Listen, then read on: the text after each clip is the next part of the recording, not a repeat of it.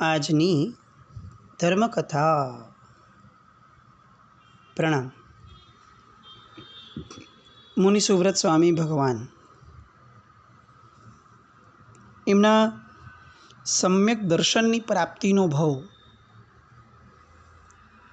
એ ભાવ એટલે શિવકેતુનો ભાવ. અને એ બાળ શિવકેતુ અત્યારે 8 વર્ષની ઉંમરનો છે. મનની અંદરમાં દ્રઢ નિર્ધાર કર્યો છે કે મારે દીક્ષા લેવી છે. હજી એને કોઈ જન્મથી જૈન ધર્મ મળ્યો નથી. એને ક્યાંય દીક્ષા ધર્મની કોઈ અનુભવ નથી થયો. જીવન આખામાં એક જ જૈન વ્યક્તિને એણે જોયો છે, અને એ છે એ શ્રમણ ભગવંત, જેમનું નામ પણ કદાચ એને હજી ખબર નથી. જેમના જીવનની એક પણ ચર્યા એમણે જોઈ નથી. જેમની સાથે બસ ફક્ત કેટલીક ક્ષણોનો, કેટલીક મિનિટોનો એ સહવાસ છે, પરિચય છે. પણ પૂર્વના ઋણાનુબંધો હતા. પૂર્વની અંદરમાં જે દુઃખ ભોગવ્યું હતું એનું જાતિ સ્મરણ જ્ઞાન થયું છે. અને એના કારણે મતિજ્ઞાનનો ક્ષયોક્ષમ હવે એવો વિસ્તાર પામ્યો છે કે 8 વર્ષની ઉંમર હોવા છતાં હવે એ જે રીતે વર્તે છે એ એની 8 વર્ષની ઉંમરની સાથે મેળ ખાય એવું જરા બી નથી. અને ખરા અર્થની અંદરમાં ધર્મ આ છે, જે મર્યાદા ઉંમરની, એની બહારની દ્રવ્ય વ્યવસ્થાઓની, એના વ્યવહારની, એ બધી તૂટે ને ત્યારે અંદરમાંથી જે પ્રગટે છે એ ધર્મની દિશા છે. આપણે ઘણીવાર આવું કહીએ કે હજી અમારી ઉંમર શું છે. ઉંમરને ને ધર્મને શું લાગે વળગે છે. શિવકેતુનો દ્રષ્ટાંત એ બહુ જ તાજું અને દ્રઢ દ્રષ્ટાંત છે આ વસ્તુ માટે. જે યુવાનોને એવું લાગતું હોય કે અમારી આ ઉંમર જ નથી આ કરવા માટેની, એમને બધાને ખરેખર આ દ્રષ્ટાંત વાંચવા કે સંભળાવવા જેવું છે. ઓલો 8 વર્ષનો બાળક, એને ખાલી એક વાર એક શ્રવણનો ભેટો થાય છે, અને એના શ્રવણપણાની અસર કેવી જબરદસ્ત થાય છે. આપણે છેલ્લા કેટલાય વર્ષોથી કેટલાય આવા શબ્દોને બહુ સામાન્ય રીતે સાંભળતા, વાંચતા, લખતા થઈ ગયા છે. હૃદય પરિવર્તન. કેટલી વાર આપણે બોલતા પણ હશું કે ઓહો શું પ્રવચન હતું, અમારું હૃદય પરિવર્તન થઈ ગયું, આ થયું, તે થયું, પરિવર્તન થઈ ગયું. આ શિવકેતુના ભાવમાં જે સાંભળવા મળે છે ને એ ખરું પરિવર્તન છે. એને ક્યાંય કોઈ દેખાડો નથી કર્યો, ક્યાંય કોઈ બેનર નથી લગાડ્યું, ક્યાંય કોઈ વોટ્સએપ નથી ફર્યો કે હવે હું આવો થઈ ગયો છું, જુઓ કેટલું સારું પરિવર્તન આવ્યું છે. પણ એના મનની અંદરમાં જે સત્વ પ્રગટ્યું છે, જે દ્રઢ નિર્ધાર પ્રગટ્યો છે, એ એનું પરિવર્તન છે. એણે એ જ મક્કમતાથી પોતાના પિતાને કહી દીધું છે કે પિતાજી, હું બહુ દ્રઢ છું કે આપ મને વ્રત માટે હા કહો, પછી હું ભોજન લઈશ. આ દ્રઢતા છે ને એ જડતાથી અલગ છે, એ આપણે સમજવું પડશે. આપણે નોર્મલ કોર્સમાં જડતા અને દ્રઢતાનો ફરક નથી સમજી શક્યા. જડ થઈને સામા ઉપર ગમે તે રીતે પ્રેશર મૂકીને વાત કરવી, ગુસ્સો કરવો, પોતાની વાત મનાવવા માટે ગમે તે ટેન્ટ્રમ્સ કરવા, આ બધું જડતા. પછી એ ધર્મ માટે હોય તો પણ જડતા. આપણે ત્યાં સાધક વ્યક્તિ એ દ્રઢતાવાળો હોય, જડતાવાળો ન હોય. સામાનું જે થવું હોય થાય, મારે શું ફરક પડે છે, આ વિચારધારા એ આરાધક સાધકની ન હોય. અહીંયા એ ક્યાંય પોતાના પિતાનો વિરોધ નથી કરતો, પણ પોતાની વાતને છોડતો પણ નથી. દ્રઢતા આ છે. અને એટલે એ મક્કમતા, દ્રઢતા જોઈ અને હવે એના પિતાને વિચાર આવે છે કે આટલા વખતમાં ક્યારે પણ આ છોકરો સામું બોલ્યો નથી. હંમેશા મારા ક્રોધથી ડરી ડરીને જીવ્યો છે, સાવ લાચાર ને ગરીબની જેમ. પણ આજે એનામાં કંઈક વિલક્ષણતા વર્તાય છે. એ ડરતો પણ નથી, ડઘાતો પણ નથી, ક્રોધ પણ કરતો નથી, મક્કમતાથી જવાબ આપે છે. બદલાયું તો છે જ. હવે આ બદલાવનું રહસ્ય જાણવું એ જરૂરી છે. પોતે પ્રાધ્યાપક છે, અધ્યાપક, પુરોહિત છે. આટલા બધા વિદ્યાર્થીઓને ભણાવે છે. એ સમજી શકે છે કે આ જે વર્તનનું પરિવર્તન છે એની પાછળ વિચારણાનું પરિવર્તન છે. પણ એ ક્યાંથી આવ્યું એ રહસ્ય જાણવા માટે હવે એને સામે બેસાડે છે, એની વાત કરવાની પોતાની આખી ઢબ બદલાવે છે. બોલ, તારે શેનું વ્રત લેવું છે? કોની પાસે લેવું છે? અહીંયા શિવ કેતુ કેટલીક ક્ષણો માટે એવું માનવા લાગે છે કે ચાલો પિતાજી આવા સ્વરમાં પૂછે છે એટલે ચોક્કસપણે હવે હું શાંત ચિત્તે મક્કમતાથી વાત કરીશ તો કદાચ મને હા પડી જશે. અને એના મુખમાંથી સત્ય ઘટના, સત્ય વાત નીકળે છે કે પિતાજી, મારે જૈન સાધુ પાસે વ્રત લેવા છે. આ બ્રાહ્મણો છે ને જૈન સાધુને સેવડો કે સેવડા. અને એના પિતાજી જૈન સાધુ પાસે મારે વ્રત લેવા છે એ વાક્ય સાંભળતા જ ઉછળી પડ્યા. શું બોલ્યો? સેવડા પાસે દીક્ષા લેવી છે? તો તું ભલે ભૂખ્યો રે, તરસ્યો રે, તું મરી જા, એનો પણ અમને વાંધો નથી. કુલાંગાર, તું કુળની દરેક મર્યાદાને ઉલ્લંઘન કરનારો પાક્યો. અને ક્રોધ એ હદ સુધી, પરાકાષ્ઠા સુધી આવ્યો કે પેલો પુરોહિત એ થરથર કંપવા લાગ્યો. અતિશય અઘટિત થઈ ગયું હોય, અબ્રહ્મણ્ય સંભળાઈ ગયું હોય એવી વ્યથા એના કંપનમાં અનુભવાતી હતી. એણે હવે આ વાત જરા પણ આગળ વધે જ નહીં એટલા માટે સીધો જ એને છેલ્લો દોર અપનાવ્યો અને પોતાનું આખરી નામું એને જાહેર કરી દીધું કે દુષ્ટ, તને તો કોઈ લાજ શરમ નથી, તને તો કોઈ કુટુંબની આબરૂની પડી નથી, પણ અમારે ઢાંકણીમાં પાણી લઈને ડૂબી મરવા જેવું કાર્ય તું અમને કરે છે. તું મરે કે જીવે, જે થવું હોય તે થાય, પણ પેલા ક્ષુદ્રો એવા સેવડા પાસે તને વ્રત લેવાની રજા નહીં મળે, નહીં મળે, નહીં જ મળે. અમારે સમાજ વચ્ચે જીવવાનું છે અને અમારી આબરૂને પણ જાળવવાની છે. ચાલ ખસ અહીંથી અને અમને જમી લેવા દે. અને એને હડસે લીધે છે. એ જે ક્રોધ હતો ને, જે આપણી કલ્પના બહારનો છે, આપણે એનું વર્ણન નથી કરી શકતા, પણ એને અનુભવનાર માણસ તો ભાંગીની તૂટી જ પડે. આ હદ સુધીની ક્રૂરતા એ જોયા પછીથી હવે કોને મન થાય કે ફરીથી અત્યારે વાત ઉચ્ચરે? પણ આ શિવ કેતુ હતો. ભલે હતો એ આ જ બ્રાહ્મણનો દીકરો, પણ અત્યારે એ પેલા શ્રમણનો માનસ પુત્ર બન્યો છે. અને પિતાજીના આક્રોશભર્યા વચનની સામે એણે પણ પિતાજીને બહુ જ દ્રઢતા સાથે ફરીથી કીધું કે પિતાજી, આપના જેવા પંડિત પુરુષને આવો ક્રોધ શોભતો નથી. જરાક ધીરા થાવ, આવેશમાંથી બહાર નીકળો અને વિચાર તો કરો કે તમે શુદ્ર કોને કહો છો? આવી રીતે કોઈને પણ શુદ્ર કહી દેવાથી આપણે કંઈ શ્રેષ્ઠ પુરવાર થવાના છે? અને આ પ્રતિપ્રશ્ન એ પેલા બ્રાહ્મણ માટે એક થપ્પડ જેવો થયું. પણ હજી આ થપ્પડ એના ક્રોધને ક્યાંય અટકવા દે એમ નથી. અને તરત કહે છે કે અમારા મનમાં કોઈને માટે દુશ્મનાવટ નથી. ખોટી ચાળવાઈ નહીં કર. બહુ જાણકાર થઈ ગયો હોય તો ચાલ તું મને કહે, બ્રાહ્મણ કોણ કહેવાય અને શુદ્ર કોણ કહેવાય? અને હવે જે આ કન્વર્સેશન શરૂ થાય છે, બસ શિવકેતુને આ જ જોઈતું હતું. એને પોતાની વાત સાંભળવાવાળું વ્યક્તિ જોઈતું હતું.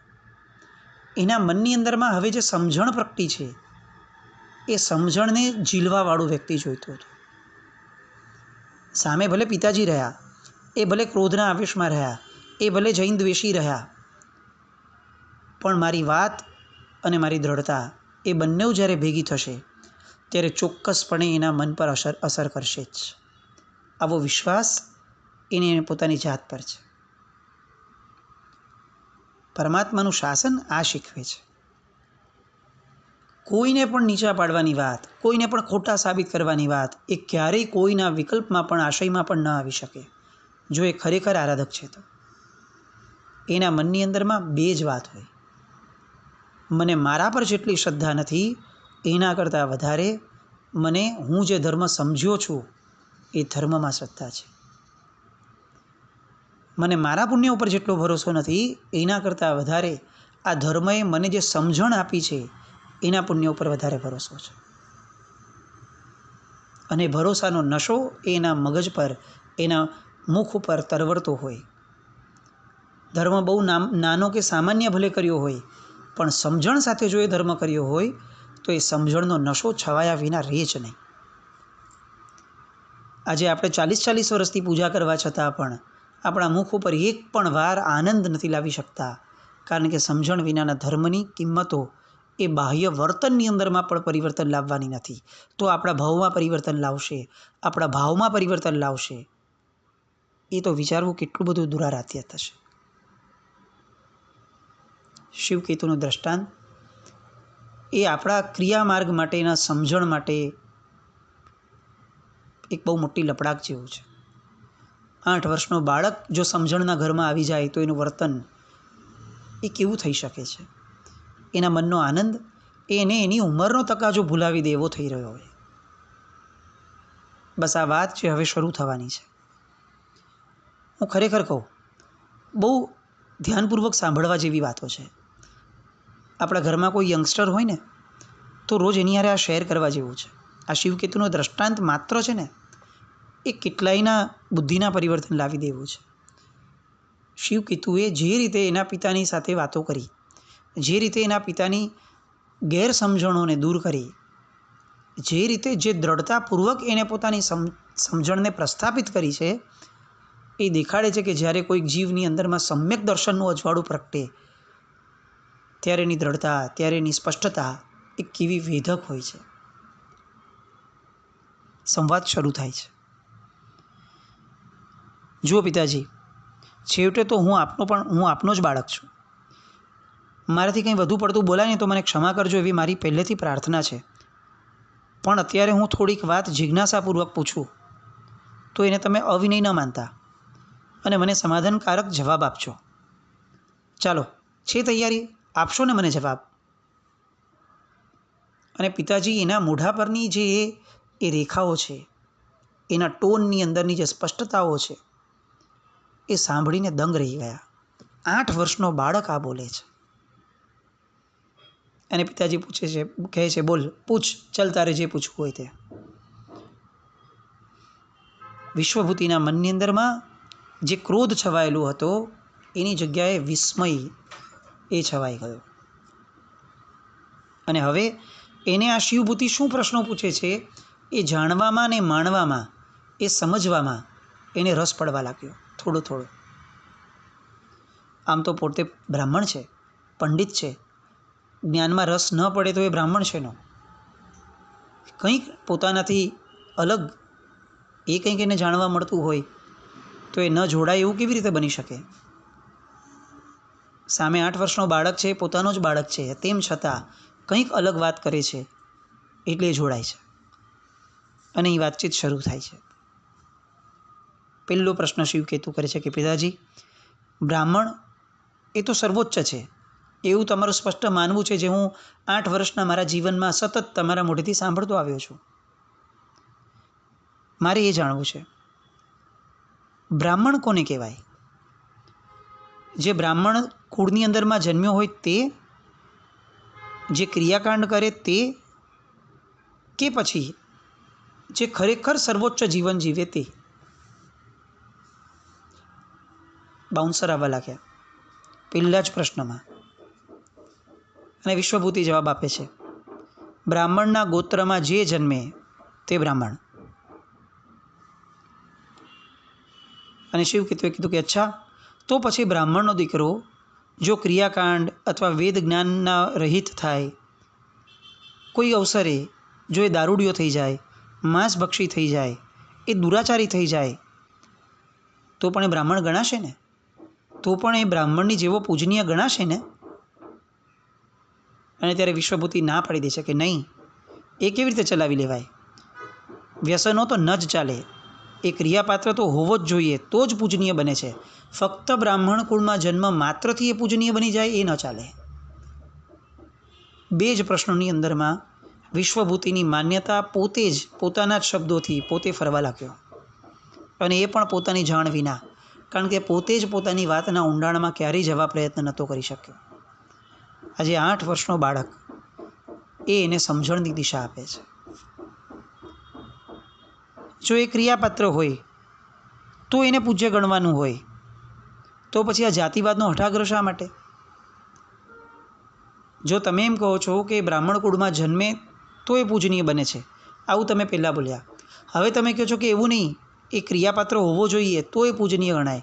તો એનો અર્થ એ થયો કે બ્રાહ્મણ જાતિમાં જન્મવા માત્રથી પૂજનીયતા નથી આવતી. આમાં તમે સહમત થાવ છો? અને હવે પિતાજી ફસાયા. એટલે તરત એમ કહે છે કે એમ હું કંઈ તારા તર્કોથી ભોળવાઈ જાવ એવો નથી. આ સેવડા જેવા સાધુએ તને આવા તર્કથી ઉત્તમ પુરવાર કરવા માટે તને જે બધું શીખવાડ્યું છે ને, એ હું ન સમજું એવો કોઈ ભોટ નથી હું.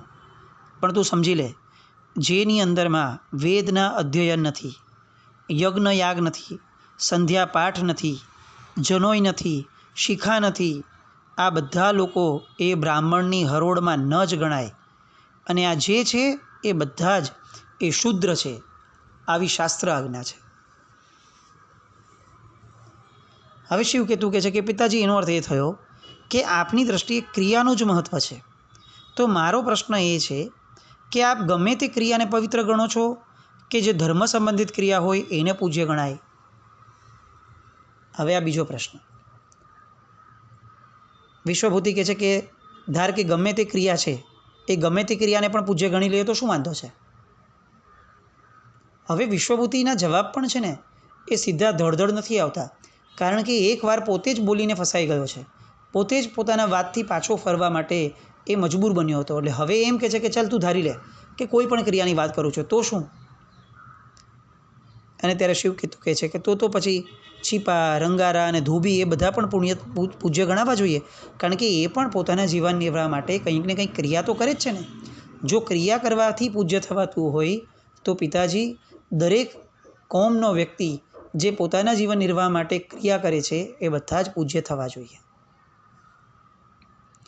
અને વિશ્વવિધુ કહે છે કે તું શું ફાલતુ વાત કરે છે? અમે ધર્મ સંબંધિત ક્રિયાને જ પવિત્ર ગણીએ છીએ અને એને જ પૂજ્ય ગણીએ છીએ. આવી બધી ક્રિયાઓનો શું અર્થ?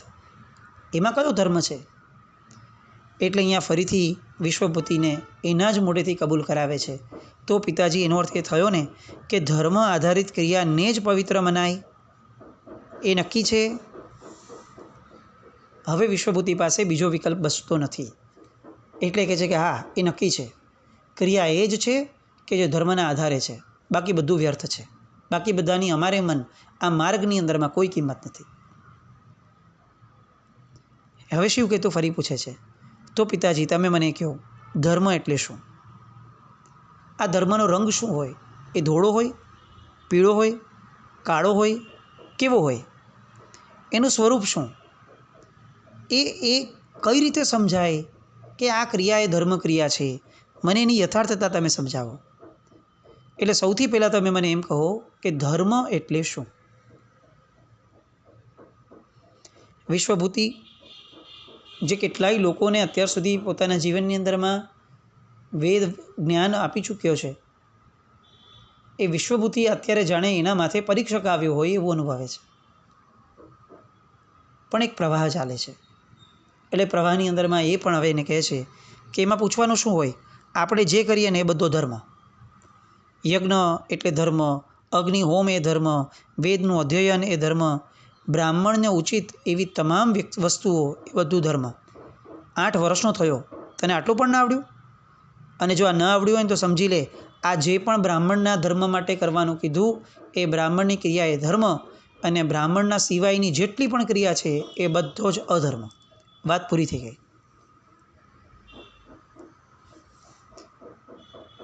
બધી રસપ્રદ વાતો છે નહીં? આપણને એવું લાગે કે સાથે સાથે આપણને પણ ટેલી કરવા જેવા છે. ક્યાંક આપણે પણ આવી બધી માન્યતામાં નથી ને કે જન્મે જૈન થયા પછી આપણે ગમે તે કરીએ તો જૈન તો કહેવાય જ ને. લે,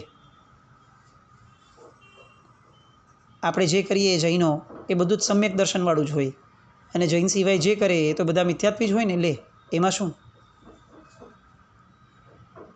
આવું બધું ક્યાંક આપણા મનમાં પેલા વિશ્વભૂતિની જેમ ઠસાયેલું પડ્યું હોય તો આ મુનિસુરત સ્વામી ભગવાન સામે ચડીને શિવકેતુ થઈ અને જાણે આપણી સાથે પણ સંવાદ કરવા આવ્યા હોય એવું વિચારવા જેવું છે.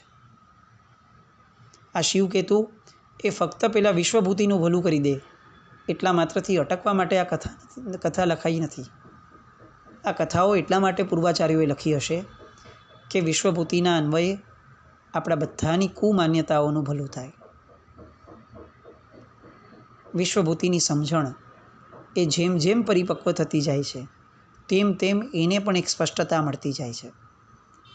બસ એવી કંઈક સ્પષ્ટતાઓ આપણે પણ મેળવ્યા. અને હવે વિશ્વભૂતિની આ વાત કે અમે જે કરીએ તે ધર્મ અને અમારાથી અલગ જે પણ કરતા હોય એ બધો જ અધર્મ, એનો હવે શિવકેતુ શું જવાબ આપે છે એ જવાબ જાણવા માટે ફરીથી આવતીકાલે મળીએ. ફરીને કહું છું, આજની પેઢીને આ સંવાદો સંભળાવવા જેવા છે, પણ એ સંભળાવતા પહેલાં આપણે સાંભળવા જેવા છે. આપણે મનમાં એના વિષયની વિચારણા કરવા જેવી છે. કોકને શિખામણ તો જન્મથી આપણે આપતા થઈ ગયા છીએ. આપણી જાતને શિખામણ આપવા જેવી છે કે નહીં, આપણી સમજણોને સ્પષ્ટ કરવા જેવી છે કે નહીં, એની વિચારણા કદાચ પહેલાં કરવા જેવી છે. આવી વિચારણાઓ એ આપણને મંગળના રસ્તે લઈ જાય એવી શુભ મંગલ કામના સાથે જીનાજ્ઞાવૃત કંઈ પણ બોલાય તો મિચ્છામિ દુક્કડમ. જૈનમ જયતિ શાસન.